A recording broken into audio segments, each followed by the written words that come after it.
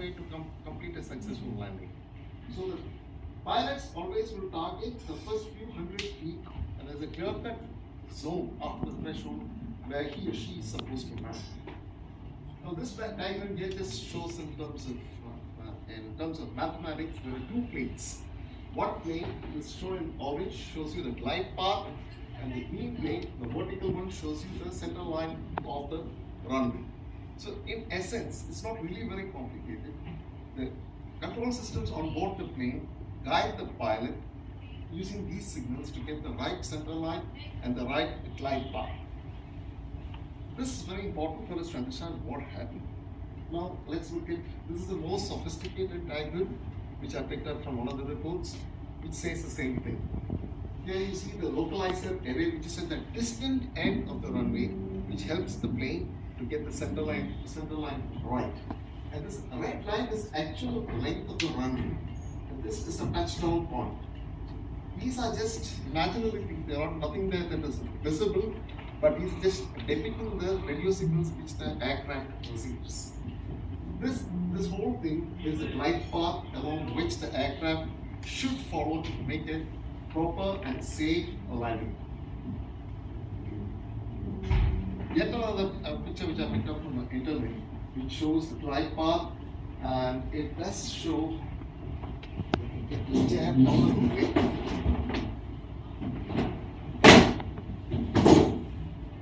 You see, this is the glide path, this is the runway, and this is the early outer marker. This is the outer marker, this is the middle marker, this is the inner marker. These are signals to the pilot, to the aircraft, that they are on the right path and they are using the right glide path. So this is the threshold. The aircraft is supposed to touch down here, and it is supposed to complete its landing within this runway zone. At the end, like we have already seen, is a localizer signal which gives the aircraft a center line. So that's a lot of engineering and avionics we have discussed. Now let's get into something more. Now this is a navigation pattern. I'm going to explain it to you in a moment. It looks a bit complicated, but it's not really all that complicated. Actual runway is just a tiny bit at this point. This line, these stars mark 1, 2, 3, 4, 5. This is the path which the aircraft followed. The aircraft coming in from Dubai flew along this line. At this point, it took a turn to the left on a heading of 079 and went over to this point. And from there, it followed this arc. It followed this arc, and from here, it aligned with the runway. Remember, this is not the runway. The runway is just this tiny bit here. It came along this arc and came in line with the runway. Now, this arc is called the 10 DME, which means it is a circle which is 10 miles in diameter. So at this point, the aircraft is 10 miles to the touchdown point. Now this graph depicts what happened. Now we talked about the glide path and the localizer. This arrow-like structure is the imaginary glide path where the signal goes to the aircraft. And the plane is supposed to follow this line and come and touch down. This is the touchdown point. And when the plane is far away and when it is approaching the glide path, it's supposed to come down at a certain altitude so that it can come and catch the point below. It's supposed to get into the glide path from below and come. On this fateful day, for reasons which are very, very many, the pilot came far above. Instead of coming in below and catching the glide path, he came in from far above. He was at this point where it was supposed to be somewhere here. And then he realized his mistake and he tried to make a rapid descent. And he did make a rapid descent, and when he landed at a point 7,000 feet ahead of where he was supposed to touch down. He was supposed to touch down at this point, but he touched down here about 3,000 or 4,000 feet ahead, more than that in fact. With the result, he had no runway left to stop effectively. Now the tragedy is, there are several tragedies in this. What are the reasons why this happened? What went wrong? One of the reasons why this happened was the pilots were not communicating with each other effectively. The pilot, the captain, his name was Captain Glusica. He was a Serbian national. The co-pilot or the first officer was an Indian pilot, Captain Aluwal. There was a huge age difference. There was a huge difference in their experience. The captain had around 12,000 flying hours under his belt, whereas Captain Aluwal had only about 4,000 hours of flying experience. All along, the cockpit voice recorded everything. 2 hours before the flight crashed, the cockpit voice recording is available and analyzed thoroughly. One of the things that was discovered that the captain was escaping. His snoring was recorded continuously on the flight. Now, this is not something that's completely wrong. It does happen, and in fact, most airlines in the world do permit controlled rest for one of the pilots, but there are certain rules on it. The captain slept for most of the flight, and he awoke just 20 minutes prior to the alarm time. And after that point, there was not enough conversation between the pilot and the co-pilot. In fact, all the communication between the control tower and the airplane was between the co-pilot and not from the captain. And between the two, the checklists were read out, but there was no further interaction. Now, if I go back to the previous slide, somewhere at this point when things began to go drastically wrong, the co-pilot suggested go around. Now, go around is a term which means, look, we are missing the runway, let's go forward, let's not land, let's go ahead, turn around and make another attempt to land. Now, pilots don't like it. There's a stigma to going around. If you have gone around, it's recorded, your counsel, if the matter is discussed, you've got to give an explanation. So pilots have a tendency to avoid doing a tour around. 3 times up in the sky, the co-pilot suggested. Initially it was just a suggestion. Then he was more vociferous. He said, go around, Captain. Then again at the last moment he said, go around, Captain. Captain Glusica chose not to respond. He was absolutely silent. Partly, maybe because he was overconfident, maybe he felt he was much more experienced than the pilot, the junior pilot. But the junior pilot's voice was not true. And finally, they touched down, and instead of having around 8,000 plus feet ahead of the touchdown point, they were left with only 2,800 feet.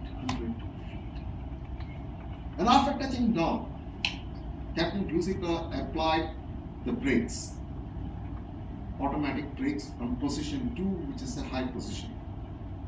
6 seconds of braking, and the thrust reverses. You've seen in a jet aircraft there's a thrust reverser apart from the manual brakes, which deflects the air in the opposite direction to slow down the aircraft. That's the main braking action. 6 seconds of thrust reversing, 6 seconds of braking, and then Captain Glusica does something deadly.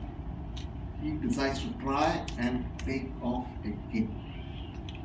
And with the thrust reverser still on, he pushed the lever forward and for full thrust.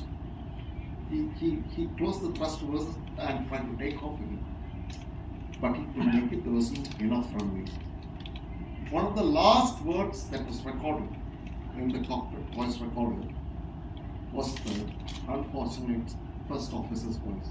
He said, Captain, we have no runway left. And then the very last word was from the captain. He said, oh my God, this is a big one. After that, there was absolute silence. It was a big thud, and that was the end. Now, that's the tragic part of it. Now, let's see. Poor cockpit coordination is one thing.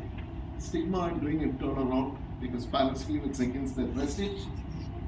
and I have explained all of these, and cockpit authority gradient. I said I'll give you a takeaway, and that take-home message is something which we need to carry out, can pick up from here to our workplaces and everywhere, and even in our homes. And for me, the favorite point for me is the cockpit authority gradient. What happened? Why was it that the co-pilot knew all the things that were going wrong and was speaking his mind, but not forcefully enough? Why was it that the captain chose to ignore his co-pilot? It is because of cockpit authority gradient. They say if there's a heavy imbalance between the captain and his first officer, it's not a good thing, because captain, like Captain Grusika, would tend to feel that I know much better than him and not listen to the co-pilot. If, on the other hand, it's the other way around, and they were equal, absolutely equal, then there's likely to be confusion. One guy says something, the other guy says no, and they keep arguing about it. The ideal thing should be, there should be a gradient. The captain should be slightly up, but not all the way up. That gradient should be smooth and gentle, not sharp like this, not equal like this. This could happen perhaps in many other theatres. Maybe in the hospital, doctor, with all apologies to you. A surgeon is operating, and there is the anesthetist. He is the co-pilot. Now, if the surgeon thinks that he knows everything, and he doesn't listen to the anesthetist, maybe something will go wrong. Sorry if I'm making the wrong example.